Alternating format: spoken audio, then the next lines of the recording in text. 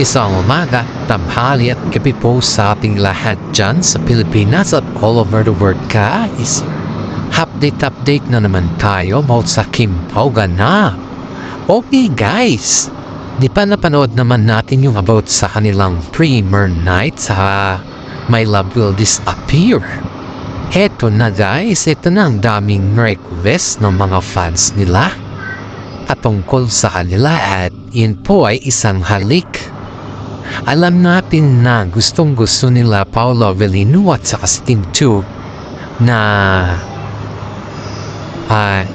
mag-yes sa request ng kanilang mga fans. Kaso nga lang kasi, ang dami kasing taong nanonood sa kanila at baka may masabi na naman yung mga iba guys. Kaya tuwang-tuwa yung mga Kim Pao fans dahil kitang-kita mo naman yung kilig ni Kim Chiu abang binabanggit yung maghalikan muna ang Kim Pao. Yung kumbaga lang ba is just only a request for them.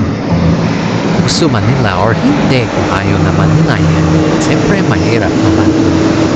Ipilit natin pag ayaw, diba? Pero pag gusto naman why not naman na hindi nila i-try. Pero sa tingin ng mga fans po guys ay gusto naman ng Kim Pao na maghalikan. Kaso nga lang, nandun na kasi sa punto na nahihiya yung dalawa.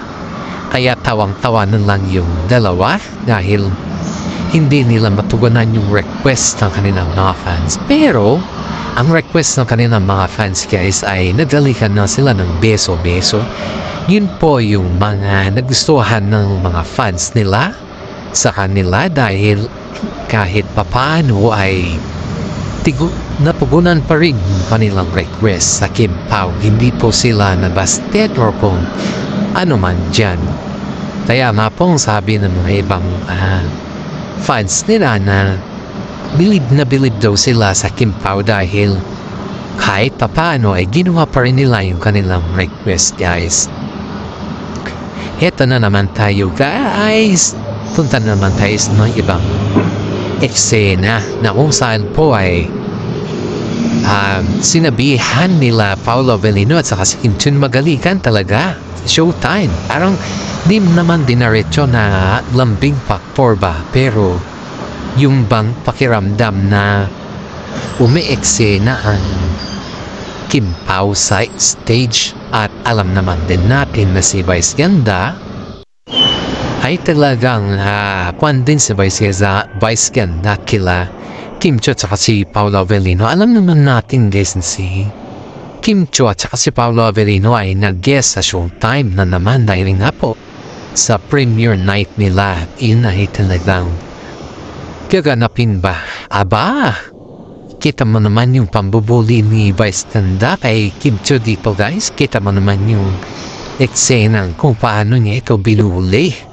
Hindi naman sa bully ba yung may meaning ba, pero bully ng bilang isang pagkakaibigan o bilang isang magkaibigan ay talagang kita mo dito kung gaano kahusay Vice Ganda na mambuli kay Kim Chiu dahil alam niya naman na post na si Kim Chiu hindi naman mahirap para kay Kim Chiu yung mapanood na kasi tanay na po si Kim Chiu.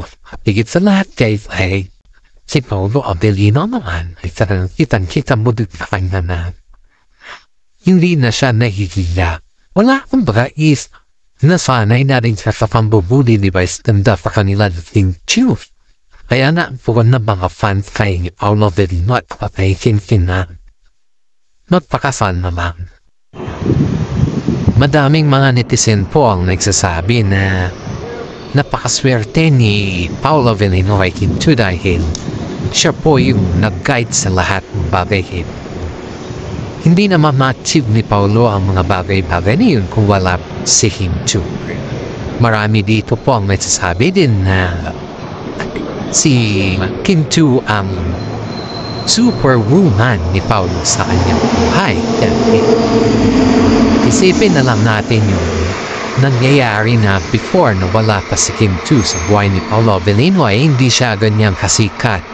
Ngayon sa kanyang premiere night ay todos pasalamat si Paolo kay Kim Chiu dahil nakamit niya na lahat yung kanyang pangarap sa buhay dahil kay Kim Chiu. And of course guys, alam naman din natin na si Kim Chiu ay napapasalamat din kay Paolo Avellino dahil sa kasagsagan ng kanyang breakup ay dumating si Paolo Avellino sa kanyang buhay at ang bilis siyang nakamove on sa kanyang breakup. At dahil din dyan ay yan po yung rason kung bakit todo pasalamat si Kim Chiu kay Paolo Avellino din. Alam naman natin guys na sa kabila ng lahat ng kanilang pursuit sa buhay ay natatampanan pa rin nila ang kanilang role. Hindi lamang po yan bilang isang tao or bilang sa isang sikat na artista or para din yan sa mga fans sila na sumusubaybay sa kanila guys. Kaya na po, sabi ng mga iba ay talaga napakaswerte ang Kim Pao sa ngayon dahil panahon po ang Kim Pao sa ngayon. Eto pa po guys, may regalo po yung mami ni Paolo kay Kim Chiu na kung saan po ay gawa po ito sa kamay. At ibig sabihin ng gawa po sa kamay, it's a bag na yung bang tradition ba sa Baguio, Sagada Bagba. Na-appreciate po ito ni Kim Chiu guys, even though hindi siya mahal, even though mura lang. Pero sa mga maliit na bagay po, na-appreciate po ito ni Kim Chiu. Dahil alam naman po natin na kahit maliit naman yan na bagay, kung pusang loob mo binigay, yan po ay na-appreciate ng lahat. Marami dito sa atin ang nagsasabi na napakaswerte rin ni Kim Chiu sa kanya magiging biyanan dahil botong-boto ang biyanan niya sa kanya. Wala namang ibang, kumbaga wala namang ibang intention si Kim Chiu sa lahat guys, hindi ang makaroon lang ng sarili niyang, kumbaga isang makaroon lang ng sarili niyang, yung bang pagmamahal ba na galing sa isang tao na kung saan ay talagang hindi sa pilitan kundi totoong na pagmamahal. Marami din nagsasabi sa side ni Paolo Avellino na bagay na bagay ang dalawa dahil kita mo naman yung chemistry nilang dalawa, talagang makikita mo dito yung kasikatan nila guys. Hindi lamang po yung kasikatan ba, yung talagang totoong tao sila sa mata ng mga fans sila, tigit sa lahat sa mata din ng mga pamilya nila. Alam nyo guys, itong si Ate Lakam na po ay may mensahe kay Paolo Avellino hanggat maaari hindi niya na bitawan si Kim Chiu kasi si Kim Chiu po ay malayo siya sa kanya mga pamilya at si Ate Lakam na po yung nandito na bahal sumusubaybay at nagagayad kay Kim Chiu din. Kumbaga si Ate Lakam nang ipamilya dito. Hindi naman natin lubos kilala si Kim Chiu sa lahat ng bagay guys ha. Hindi ko naman sinasabi na kilala ko siya simulat sa po. Pero ang sinasabi ko po ay si Ate Lakam lang po ang kanyang pamilya dito. Kaya nga po sabi ni Ate Lakam ay sana si Paolo Avellino ay manatili kay Kim Chiu habang buhay dahil wala namang ibang masabi si Ate Lakam kundi napapasalamat din po yan kay Paolo Avellino guys. Marami din po nagsasabi ng mga netizen na kailan kaya yung long table ng dalawa. Dahil na mga netizen po ay gusto na makaroon ng long table ng dalawa dahil nga po ay sa dinami-dami ng kanilang mga obligasyon at saka panindigan, responsibilidad ay kailangan din nila makaroon ng long table na. At nga po yung nanay ni Paolo Avellino, kasi nga po ang dami nagtatanong kung ano daw yung pinag-usapan ng pamilya nila Paolo Avellino at saka pamilya ni Kim Chiu. Pero ang decision naman dyan guys is na kay Kim Chiu din po at wala din po sa mga site kundi kila Paolo Avellino at saka si Kim Chiu lang din po yung mahing obligasyon sa mga ganyan na bagay.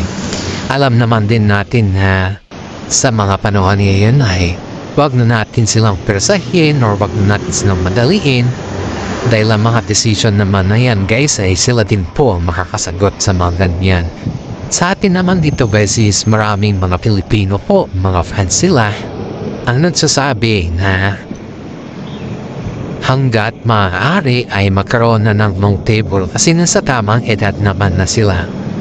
Pero kung sa mga kasama po ni Kim Chiu sa Showtime guys at sa mga kasama niya nagko-host ay talagang sinasabihan sila na ang namimiss ni Kim Chiu ay si Paolo Avellino dahil sobrang miss na ni Kim Chiu si Paolo Avellino Tuwing hindi ito nakikita ni Kim Cho or nakakasama, kaya nga po, ang daming nabubuli sa kanila. Pagdating sa shows, dahil dito guys ay pinaramdam talaga ng mga kasama ni Paolo Avellino sa kanila. Pinaramdam talaga kay Kim Cho na hindi masaya si Kim Cho kung wala si Paolo, nakikita niya. At ito pa, tinatanong din sila kung kailan na yung long table nilang dalawa. Aba, ito na yung hindi maitago ni Kim Cho na may mga rumors guys, may mga rumors nito na may engagement ng nagaganap sa kanila, pero they just keep it silent kasi nga alam mo naman sa public kahit ano dyan talagang binubuli, kumbaga ay dinidiscover ng mga fans kung may tinatago ang kanilang mga idolo sa buhay. Gaya dito guys, ayon dito sa ating legit sources sa loob din ng showbiz, may engagement nang nangyayari, pero ayaw pang isa publiko ng Kim Pao dahil may mga project pa silang gagawin.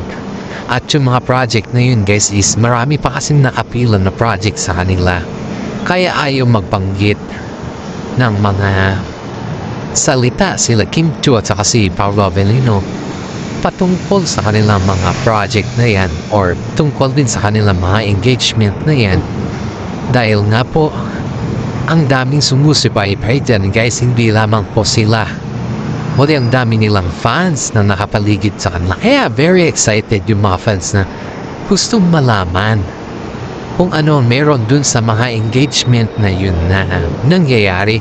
It's not in the Paris guys, hindi sa Paris naganap yun, hindi actually sa ibang lugar yun guys, sa ibang country, pero yung engagement na daw yun guys, ayon dito sa ating legit sources pwede naman i-confirm nila Paolo yan at saka si Kim Cho kung mali tayo or tama tayo.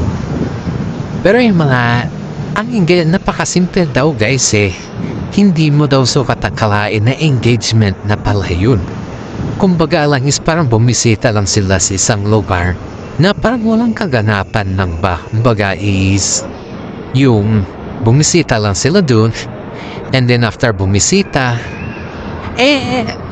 a simple na may celebration na nabigla do yung mga kasama nila kung anong meron dun, bakit bigla may celebration. Yan daw yung ayan dito sa ating mga legit na sources. And then ito daw si Paolo Avellino guys is nadulas siya.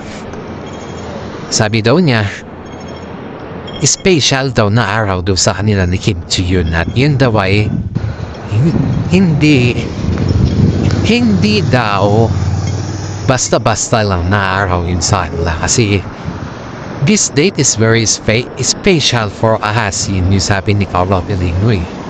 So ibig sabihin guys, may kaganapan nang nangyayari on that time, pero hinala ng mga iba na kasama nila dahil di naman sila nagsasabi ay engagement yun, kasi nabigla daw sila na may pareho silang couple ring, and beside dun sa couple ring na yun ay hindi naman nagsisuot sila Paolo Avellino at saka si Kim Cho ng couple ring nakikita lang naman nila yan sa mga kasama nila, pero halos mga sinusuot nila yung mga bracelet lang, pero pagdating naman sa couple ring ay walang ganun na sinusuot nila. Pero in that time daw guys is may couple ring na sinusuot yung dalawa. Diyan na yung nagkaroon ng hinala ng mga kasama nila na may engagement ng mangyayari, pero hindi lang sinasabi ng dalawa dahil ayaw naman nila na mabuking sa publiko. Alam naman din natin guys na pamabuking sila sa publiko ay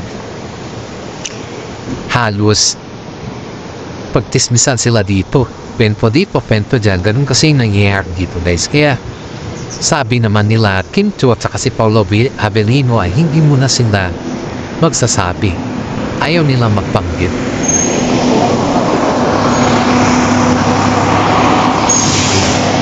Pagpiestahan pa ng mga vlogger, pagpiestahan sila ng kahit ano or mga fans na lalong-lalo na ibang na against din sa kanila, magkaroon sila ng negatibong idea kasi sira pa sila nga. Kaya nga po mas minabuti ng timpaw na wag mo nang i-public yung kanilang engagement dahil ayaw naman kasi nila na ipinapublic ang lahat sa kanila kasi gusto nila yung privado lang. Kaya marami dito mga netizen na nagsasabi. Kaya nga po yung advice sa kanila ng mga netizen na tama lang yung kanilang ginawa na hindi mo na nagsabi or hindi mo na pinablik ang lahat ng kaganapan nila dahil nga po ang daming maging marites pa pinablik nila ang kanilang sitwasyon. Kaya nga pong sabi dito na napakaganda daw yung kanilang plano dahil mas minabuti nilang conivate ang lahat sa kanila at iniisip talaga nila kung ano talaga yung kanilang patutunguhan sa buhay.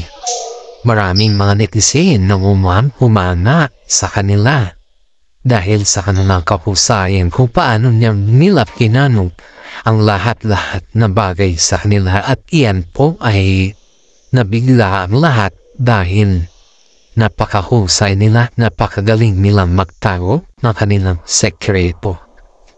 Kaya nga po guys ang sabi ng mga senior citizen ng mga fans natin sa ating YouTube channel na